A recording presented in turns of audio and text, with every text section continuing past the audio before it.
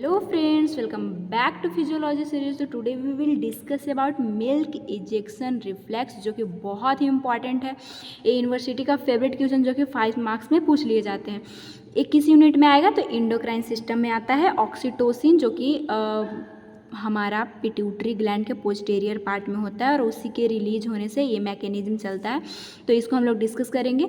और जो भी फ्रेंड्स नए हैं उनके जानकारी के लिए मैं बताना चाहती हूँ कि ये फिजियोलॉजी इंपॉर्टेंट क्वेश्चन सीरीज है, जिसमें जैसे कि ये होता है एग्जाम टाइम में हमें नहीं पता चलता। एनाटॉमी तो हम लोग एनाटॉमी इतना पढ़ते रहते हैं कि हम कई स्टूडेंट्स को ये डिफ्रेंशिएट नहीं कर पाते कि हमें फिजियोलॉजी में कैसे लिखना है और वो क्या होता है, कौन सा क्वेश्चन इंपॉर्टेंट है किस चैप्टर में, कैसे उसको यूनिवर्सिटी में रिप्रेजेंट करें और क्या पूछा है फिजियोलॉजी का क्वेश्चन यूनिवर्सिटी में। तो ये सारी प्रॉब्लम को सॉल्व करने के लिए मैं ये फिजियोलॉजी सीरीज लाई हूँ, जिसमें आप किसी भी यूनिवर्सिटी से हो, आप प्रीवियस ईयर क्वेश्चन को निकाल के देख सकते हैं और आप मेरे प्लेलिस्ट जाके चेक कीजिए, वहाँ पे वो क्वेश्चन मिल जाएगा, उसका आंसर कैसे आपको यूनिवर्सिटी में रिप्रेजेंट करना है उसके साथ।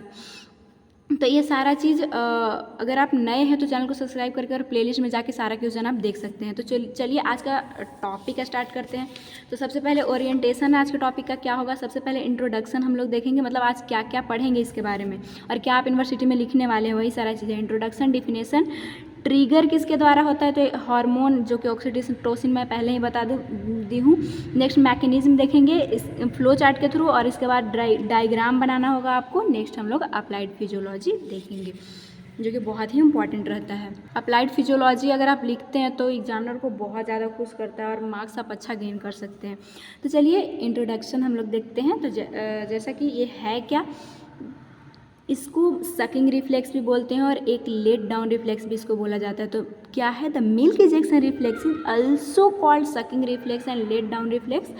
मतलब जब बेबी बच्चा जो है वो दूध पीता है उसको सकिंग बोलते हैं। सक करना मतलब चूस चूस के दूध वो पीता है बच्चा, तो इसीलिए इसको सकिंग रिफ्लेक्स भी बोलते हैं। और लेट डाउन क्यों, क्योंकि दूध मतलब जैसे देखिए मिल्क नीचे की ओर आता है तो लेट डाउन, इसको इसीलिए लेट डाउन रिफ्लेक्स मतलब नीचे की तरफ आना है तो लेट डाउन रिफ्लेक्स भी बोलते हैं। और क्या इसका इंट्रोडक्शन है, it is a natural neuro endocrine reflex that happen when a baby get a start of breast feeding. इसको नेचुरल न्यूरो इंडोक्राइन रिफ्लेक्स क्यों बोला जा रहा है, क्योंकि neuro that means nervous system का पार्ट जो कि हाइपोथैलेमस इन्वॉल्व है, इंडोक्राइन में पिट्यूटरी ग्लैंड जिससे ऑक्सीटोसिन रिलीज हो रहा है। ये कैसे हो रहा है मैं आगे वीडियो में बताती हूँ। और उसी के थ्रू रिफ्लेक्सेस आता है। कब ऐसा होता है, ऐसा कब होगा जब बच्चा जो है, ये प्रोसेस तब होगा जब बच्चा ये जो ब्रेस्ट है माँ का, उसमें जो निपल है उस रिसेप्टर को जब जैसे ही बच्चा दूध पीने के लिए माँ का निपल जो अपने माउथ में लेता है तभी जो है वो ऑक्सीटोसिन रिलीज होता है और इसी को मतलब क्या मिल्क इजेक्शन रिफ्लेक्स बोलेंगे। और वो क्या क्या मैकेनिज्म फार्मूला को बहुत अच्छे से आप समझने वाले हैं। अब हम लोग डेफिनेशन देखेंगे। तो ये है क्या, ऑक्सीटोसिन रिलीज होता है primary increased by stimulation of touch receptor in the breast specially at the nipple के पार्ट वाला, मतलब ब्रेस्ट के जो निपल पार्ट है उस पे रिसेप्टर पाया जाता है जिसको टच करेगा बेबी तब ऑक्सीटोसिन रिलीज होता है। दिस इज कॉल्ड, इसी को हम लोग बोलते हैं सकिंग रिफ्लेक्स और मिल्क इजेक्शन रिफ्लेक्स। तो आई होप कि ये डिफिनेशन क्लियर हो पाया होगा आपको। नेक्स्ट हम लोग ओरिएंटेशन में था, ट्रिगर किसके द्वारा होता है तो हार्मोन के द्वारा ये ट्रिगर होता है, जिसमें ऑक्सीटोसिन का ही मेन, जैसे कि हम लोग इंडोक्राइन में पढ़ रहे हैं तो ऑक्सीटोसिन ही ये काम कर रहा है। तो ऑक्सीटोसिन के बारे में तो आप बताइएगा ही, क्योंकि इसी के कारण जो है वो रिफ्लेक्सेस देखने को मिल रहा है। तो फर्स्ट इसके बारे में लिखिए कि ऑक्सीटोसिन एक हार्मोन है जो कि प्रोड्यूस होता है हाइपोथैलेमस। देखिए एक कॉन्सेप्ट आपका क्लियर होना चाहिए कि पिट्यूटरी जो पोस्टीरियर पिट्यूटरी ग्लैंड में जो हार्मोन होता है, जैसे एंटेरियर में बहुत सारा होता है, जो भी TSH FSH ये सब एनाटॉमी का पार्ट है, वहाँ पढ़ चुके होंगे। पोस्टीरियर पिट्यूटरी में क्या होता है, एक हमारा ऑक्सीटोसिन होता है और एक वैसोप्रेसिन जिसको ADH भी बोलते हैं, एंटी डायूरेटिक हार्मोन। तो ये दोनों हाइपोथैलेमस बनाता है और स्टोर होने के लिए हमारे पोस्टीरियर पिट्यूटरी ग्लैंड में आता है। इतना आपको क्लियर होना चाहिए। तो वही बोल रहा है कि जो कि कहाँ प्रोड्यूस हुआ, हाइपोथैलेमस में, और सीक्रेट होता है ब्लड स्ट्रीम में किसके द्वारा? हाइपोथैलेमस तुरंत नहीं कर सकता है। ये पहले हाइपोथैलेमस से पिट्यूटरी ग्लैंड में आता है, और पिट्यूटरी ग्लैंड एक इंडोक्राइन ग्लैंड है, और इंडोक्राइन क्या करता है? अपने हार्मोन को ब्लड स्ट्रीम में सीक्रेट करता है। तो वही हाइपोथैलेमस में बनेगा, मतलब पोस्टीरियर पिट्यूटरी ग्लैंड में आएगा, और उसके द्वारा जो है देखिए बाय द ब्लड स्ट्रीम में जाएगा। फंक्शन क्या है ऑक्सीटोसिन का? तो ये दो फंक्शन जो है वो परफॉर्म करता है। सबसे पहले ये यूटेराइन कॉन्ट्रैक्शन को स्टिमुलेट करवाता है। कब? जब बच्चा बेबी जो है वो माँ के ओम से मतलब पेट से जब बाहर आता है चाइल्ड बर्थ के दौरान, अगर ये यूटेराइन कॉन्ट्रैक्शन ना हो तो बच्चा बाहर नहीं आ पाएगा। तभी यूटेराइन कॉन्ट्रैक्शन के कारण ही बच्चा नीचे की ओर आता है, जिससे बर्थ हो पाता है बेबी का। तो यूटेराइन कॉन्ट्रैक्शन कौन करवाता है? ऑक्सीटोसिन। नेक्स्ट इसका इंपॉर्टेंट फंक्शन जो कि हम लोग डिस्कस भी कर रहे हैं, तो ये स्टिमुलेट करता है ब्रेस्ट टिश्यू को ड्यूरिंग लैक्टेशन।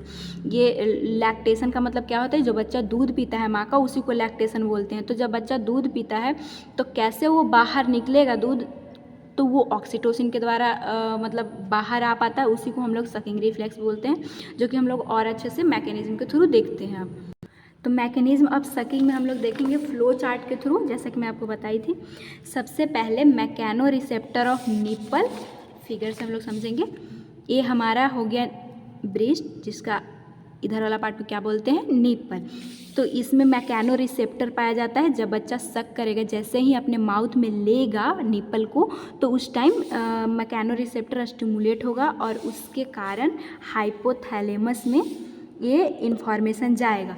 जब हाइपोथैलेमस में इन्फॉर्मेशन यहाँ से देख सकते गया, तो क्या हुआ?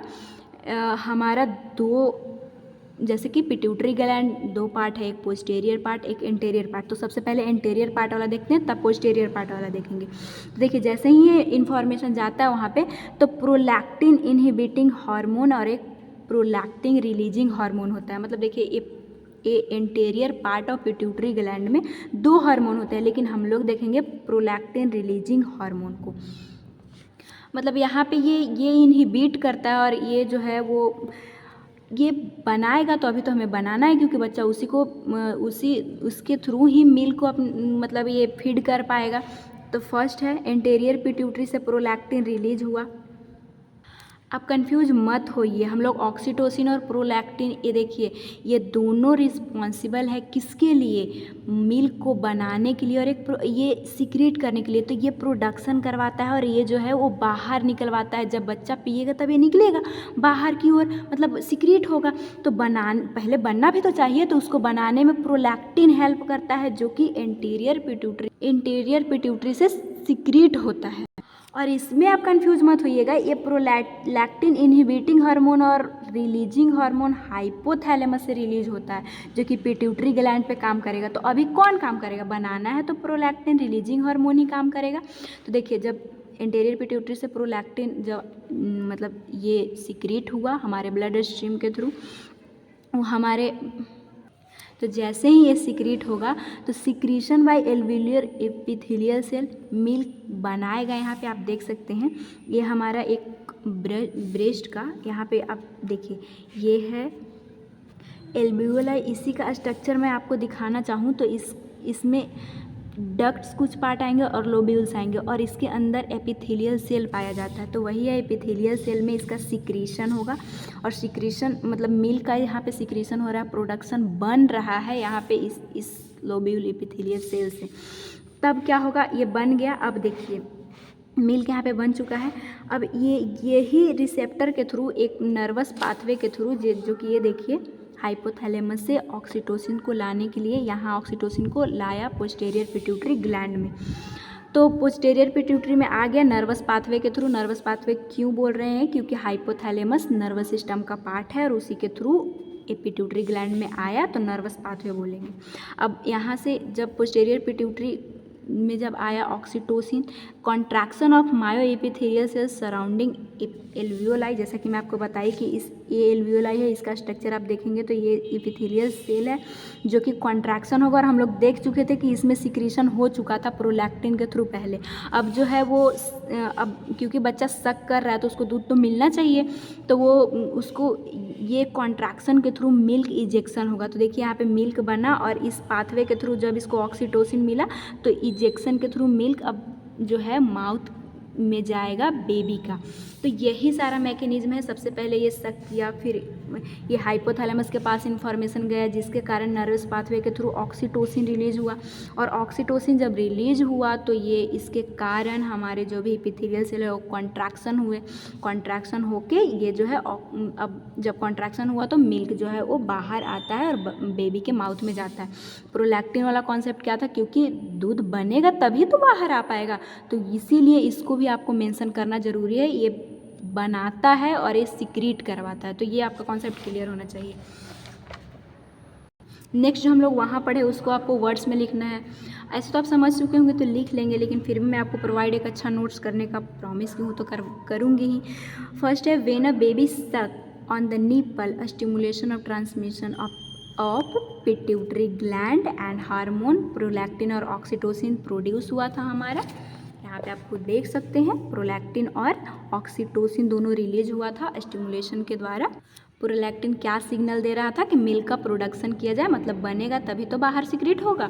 ऑक्सीटोसिन क्या करवा रहा था, oxytocin operates to push out the breast milk accumulate in the breast duct. ये क्या कर रहा है, ऑपरेट मतलब पुश कर रहा है, जो भी मिल्क बना है डक्ट के थ्रू, जो भी एक्यूमुलेशन के थ्रू वहाँ पे था, एपिथेलियल सेल के थ्रू बना के वहाँ पे रखा था, तो अब वहाँ से कॉन्ट्रैक्ट होगा, स्टिमुलेट होकर डक्ट के थ्रू, इस डक्ट के थ्रू ये मिल्क जो है वो बाहर आएगा। Breast milk is release when a baby suck the nipple, क्योंकि जब तक सक मतलब चूसना, जैसे कि बेबी के माउथ में जब निपल जाएगा तो उसको सक तो करेगा, तो ये तभी आ पाता है, और जब वो रिसेप्टर को ये करता है तभी सारा प्रोसेस होता है ऑक्सीटोसिन प्रोलैक्टिन वाला, जो कि आपको मैं बता चुकी हूँ। एक इम्पॉर्टेंट पॉइंट है, की पॉइंट, कि इट में not work in the first both baby and mother and beginner but with repetition both will grow more adapted. देखिए कुछ नहीं है, जब फर्स्ट जो मम्मा होती है या फिर मदर या बेबी होता है, जैसे कि फर्स्ट जब डिलीवरी हुआ माँ का, तो हो सकता है कि ये सारा प्रोसेस जल्दी से ना हो, बच्चा मतलब सक कर रहा है लेकिन मिल्क नहीं आ रहा है। क्यों? क्योंकि ये फर्स्ट टाइम है और ये काम नहीं हो पाता है। ये मतलब की पॉइंट ही है कि फर्स्ट टाइम में ये रिफ्लेक्सेस नहीं देखने को मिलता है, उतना मेच्योर नहीं रहता है, लेकिन जैसे ही रिपीटेशन मतलब जब मम्मा दूसरा बार डिलीवरी की, उसका बच्चा दूसरा है, तो ये बहुत अच्छे से होगा, क्योंकि तब तक मतलब माइंड जो है वो ये सारा प्रोसेस जान चुका होता है, और जैसे ही रिसेप्टर को वो टच करेगा और ऑक्सीटोसिन रिलीज होगा और कैसे उसको बाहर आना है वो सारा चीज़ होगा। तो बस यही था कि फर्स्ट जो बेबी है एंड मदर, जो कि फर्स्ट टाइम जो बेबी को बर्थ की, उस टाइम ये रिफ्लेक्सेस उतना डेवलप नहीं होता है, लेकिन वही सेकेंड टाइम रिपीटेशन से ये अच्छे से डेवलप हो जाता है। मतलब जैसे ही रिसेप्टर को वो बच्चा टच करेगा तो ये सारा प्रोसेस होके मिल्क आएगा, जिसके कारण बेबी फीड कर पाएगा, मतलब दूध को पी पाएगा। अब आपको अप्लाइड फिजियोलॉजी, जो कि बहुत इंपॉर्टेंट होता है, वो लिखिएगा। तो देखिए इसमें क्या होता है कि ऑक्सीटोसिन ही ये सारा काम कर रहा है। तो oxytocin has a wide clinical application, बहुत इसका मतलब वाइड क्लिनिकल एप्लीकेशन है, मतलब इम्पॉर्टेंट है। कैसे? It can use for the treatment impaired milk ejection in lactating mother. देखिए क्या ये बोल रहा है कि देखिए इस ऑक्सीटोसिन के कारण ही मिल्क जो है इजेक्ट हो रहा है, बाहर आ पा रहा है। अगर ये प्रोसेस यहाँ जाएगा, ऑक्सीटोसिन अगर रिलीज नहीं हुआ तो एपिथेलियल सेल कॉन्ट्रैक्ट नहीं करेगा और डक्ट के थ्रू मिल्क नहीं जा पाएगा। तो वही इम्पेयर्ड, जैसे इम्पेयर्ड मिल्क इजेक्शन, मतलब कि ऑक्सीटोसिन काम नहीं कर रहा है, तो जिसके कारण हम जब ऑक्सीटोसिन देंगे उस मदर को तो ये सारा प्रोसेस होगा और सकिंग होने लगेगा। तो इम्पेयर्ड था, किसके कारण? ऑक्सीटोसिन नहीं रिलीज हो रहा था। लेकिन अगर बाहर से हम लोग ऑक्सीटोसिन दे देंगे तो ये सारा प्रोसेस ठीक हो जाएगा। नेक्स्ट है और इसका क्या क्लिनिकल एप्लीकेशन है, इसको और यूज किया जाता है फॉर इंडक्शन ऑफ लेबर, जब बेबी मतलब बर्थ हो जाता है, to control uterine bleeding and delivery of absorption. देखिए कॉन्ट्रैक्शन के कारण बेबी बाहर आ रहा था, लेकिन कई बार ऐसा होता है कि कॉन्ट्रैक्शन रुकता ही नहीं है, ऑक्सीटोसिन मतलब कॉन्ट्रैक्शन खूब होते रहता है, तो उसको प्रिवेंट करने के लिए, मतलब कि देखिए जब बेबी बाहर आ जाता है, बेबी का बर्थ हो जाता है, तो कई बार ब्लीडिंग देखने को मिलता है जो कि यूटेराइन से आता है। तो उसको रोकने के लिए जब हम लोग ऑक्सीटोसिन देते हैं तो ये प्रोसेस बंद हो जाता है। मतलब 2 जगह पे इसका क्लिनिकल एप्लीकेशन था। पहले इम्पेयर्ड अगर उसका किसी मदर का मिल्क इंजेक्शन है तो उसको ऑक्सीटोसिन देंगे तो रिलीज हो जाएगा। और सेकेंड है आफ्टर डिलीवरी इसको मतलब यूटेराइन ब्लीडिंग को बंद करवाने के लिए इससे हम लोग इसका हेल्प लेते हैं। तो आई होप कि ये सारा चीज़ आपको समझ में आ पाया होगा। ये सारा चीज़ था हमारा अप्लाइड फिजियोलॉजी, हम लोग लास्ट में देखे थे। नेक्स्ट हमारा था ये फ्लो चार्ट सकिंग के थ्रू। इस तरह से आप नोट्स बना सकते हैं, अपने एग्ज़ाम में लिख सकते हैं। इस एकदम हूबहू फॉलो कीजिएगा, अच्छे मार्क्स आपको मतलब एग्जामिनर के थ्रू मिल पाएंगे। और फिर नेक्स्ट आपको अप्लाइड फिजियोलॉजी लिखना है, तो इसमें था कुछ नहीं, जो आप भी जैसे ये आप ही का प्रोसेस था। मतलब एनाटॉमी फिजियोलॉजी में तो खुद हम ही लोग का होता ही है ह्यूमन बॉडी का। तो जैसे जैसे आप कैसे ब्रेस्ट फीड कर पाए थे, कैसे दूध पी पाए थे, तो ये सारा चीज़ हुआ था, तभी आपको मम्मा से जो मिल्क है वो मिल पाया था। तो आई होप कि ये बहुत ही आपको अच्छे समझ में आ पाया होगा।